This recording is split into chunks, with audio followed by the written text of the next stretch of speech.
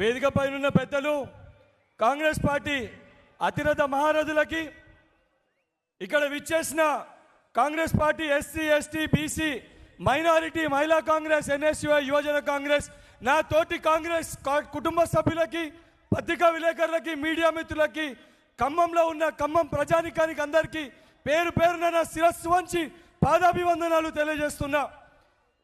ఈరోజు ఏదైతే ఖమ్మంలో కాంగ్రెస్ పార్టీ జనగర్జన సభ ఏర్పాటు చేస్తే టీఆర్ఎస్ పార్టీ గుండెల్లో గుబులు మొదలైంది.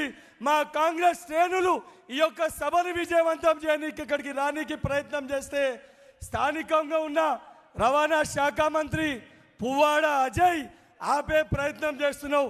బిడ్డ, ఈ వేదిక పైకి హెచ్చరిక జారీ చేస్తున్నా. నీకు సీనన్న రేవంత్ అన్న అవసరంలే. బల్మూరి వెంకట్ ఎన్ఎస్ఐ నాయకులము రేపు పొద్దున నువ్వు రోడ్ ఎక్కి తిరిగితే నిన్ను అడ్డుకుంటాము. ఏదైతే ఇబ్బంది మా కాంగ్రెస్ పార్టీ కుటుంబ సభ్యులకి నువ్వు కలుగజేసినావో రేపు పొద్దున బిడ్డ నువ్వు హైదరాబాద్ నడిబొట్టున ఏ రకంగా నువ్వు తిరుగుతావో ఇది కాసుకో, ఇది మా సవాల్ అని చెప్పి హెచ్చరిస్తున్నా. ఈరోజు టీఆర్ఎస్ పార్టీ విద్యార్థులకి ఫీజు రియంబర్స్మెంట్ ఇయ్యలే. కేజీ టు పీజీ ఉచిత విద్య లేదు. నిరుద్యోగులకు ఉద్యోగాలు ఇస్తారని అనుకుంటే టీఎస్పీఎస్సీలో పేపర్ లీకేజ్ చేసిర్రు. అరే నైనా పేపర్ లీకేజ్ చేసిన వాళ్ళని అరెస్ట్ చేసి జైల్లో పెట్టంటే దానిపైన పోరాటం చేసిన నా పైన, మా యువజన కాంగ్రెస్ సోదరుని పైన కేసులు పెట్టి మమ్మల్ని జైల్లో పెట్టారు. 8 సంవత్సరాలకెళ్ళి విద్యార్థుల పైన, నిరుద్యోగుల సమస్యల పైన పోరాటం చేస్తే 68 కేసులు పెట్టి 18 జిల్లాల మా తెలంగాణలో ఉన్న విద్యార్థుల పక్షాన పోరాటం చేసే విద్యార్థి నాయకుల పైన కేసులు పెట్టారు. విద్యార్థులారా, యువకులారా, నా యువ సోదరులారా, యువ సైనికులారా, సమయం ఆసన్నమైంది.